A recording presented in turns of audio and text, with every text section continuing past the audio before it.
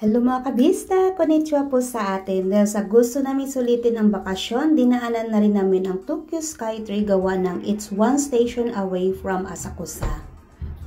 Sa station pa lang, may mga markings na ito ay papunta ng Tokyo Skytree at ang festive ng ambience. Uy, alam niyo ba na kailang ikot kami at ilang tanong kung saan kami kumuha ng ticket kasi ang lawak po talaga ng floor ng Tokyo Skytree. Pwede naman magpa-reserve but it just happened na parang, oh sige, gusto na nga na namin pumunta ng Skytree. Ayan, may nakapila na rin at may mga machine na pwede ka at kung saan ka pwedeng kumuha ng ticket.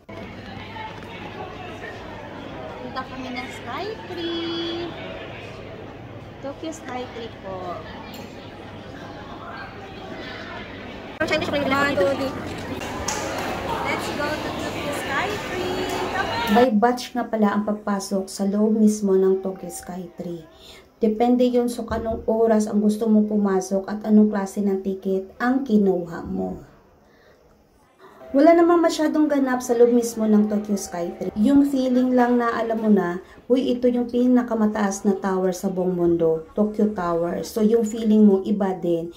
So nang dumating kami sa pinakatuktok, hindi mo na ako dumungaw sa bintana kasi yung anxiety ko talaga nasa 100%. May cafe din sila na pwede kang magkape para mawala yung nervyos mo, para madagdagan ang yung nervyos mo. Hindi rin namin pinalampas ang dumaan sa glass floor. Na kung siksikan din, ang kaba ko dito ay hindi mabayaran ng 100,000 yen. So far, so good at hindi naman ako naihi sa aking nervyos. So hindi rin natin pinalampas ng bumili ng kahit na mumurahing o miyagi o pasalubong para sa kapatid ko. So marami kang pwedeng pagpipilian.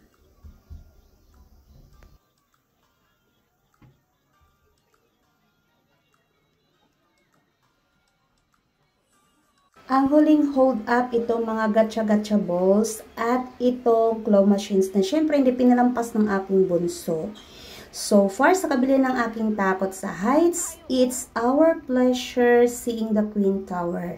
Sa susunod na travel ng inyong Bisdak family!